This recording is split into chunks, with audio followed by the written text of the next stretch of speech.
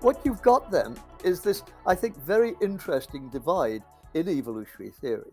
On the one hand, you're going to have the hardline Darwinians who want to say it's just all law, it just works according to Blind's law, and there's no ultimate purpose to anything.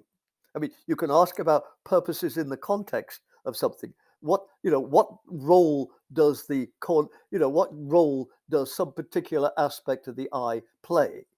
Or what role does this valve play in the heart? But if you ask, and you can say, what does the heart do in the body? But if you ask, well, what's the point of having a body? There ain't no point. There, it. Well, no, that you can't ask that kind of question. I mean, ultimately, it, it, it's just, it's just tick tock, tick tock, tick tock, like the planets going around the sun. They go around the sun. We know why they go around the sun, but is there a point to their going around the sun?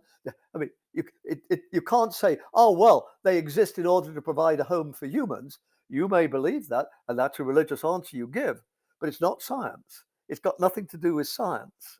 And science, so on the one hand, then you've got, let's call it Newtonian science, which is machine like science, mechanism. And on the other hand, you've got organic, let's call it organic science, which sees things as working as a whole, functioning, and with an overall purpose. And of course, being organisms, what one's going to see is the growth of the acorn into the oak. I mean, things don't just sit on their bums and do nothing.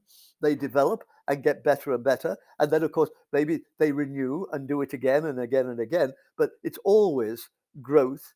And of course, what they want to say is if we look at the overall pattern of organisms, yes, we're evolutionists, but we think that there's a reason that humans were bound to evolve. There's a reason why they evolved. And, that's it. I mean, it's rather like, the analogy that they use is arms races. If you look at arms, no, if you think about it, first of all, you start with bows and arrows or axes and that sort of thing. And then you start to build up and you get, let's say, you get gunpowder and ways and building walls, castles and that sort of thing. And then you get more sophisticated ways with guns. You use Galileo's laws and that sort of thing. And so you go on to the First World War and that sort of thing. And what happened then you start to get much more technological, and you start to use computers. And so if you think about the Ukraine today. Why are the Ukrainians doing so well against the much bigger, stronger Russians? Because they are much more adept at using sophisticated tools, drones, and those sorts of things. I mean, they're getting them from us, but they've got them at a level that the Russians just don't have. And so what we're seeing is the Russians retreating. And so what you've got is this picture of arms races, of weapons getting ever and ever more sophisticated and better and better and better and better like that. And so the argument is that's what you're going to see in the real world. So, in other words, you've got these two pictures. Now, nobody's going to deny that natural selection exists. The question is natural selection in itself all sufficient? Which is what a Darwinian says, which means that there are no final causes, no ultimate purposes, and no progress. I mean, yeah, we are clever and whatever, but that's because we think we are. It's not because, no, it's not because nature tells us this, because nature says, yeah, you're doing very well, but dear God, as we well know from the Russians, in 6 months' time, we might have wiped ourselves completely out. And the only thing which now exists are lizards or something like that, and snails. Really. I mean, and oysters. You know. So, and if somebody says that that's terrible, but a Darwinian's not going to say, "Oh, it couldn't possibly happen." I mean, a Darwinian would say, "Oh, yeah, it's perfectly." I mean, we hope it won't happen, and we hope we can think about reasons to stop it happening. But if it did happen, we wouldn't then say, oh, well, that proves that Darwin was wrong.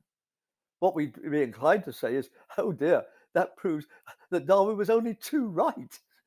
That, that there is no ultimate standard. And you may, however good you may be doing right now, there's no guarantee that this is going to continue. You might just, whereas, of course, somebody who's an organicist is going to say, no, we think there's direction, there's purpose. Now, if you're a Christian, you're not denying that evil or evil ways might screw it all up. And a Christian would never deny the possibility of nuclear war wiping us all out. But it would be in itself, not just for us, but in itself a bad thing, which ought not to have happened.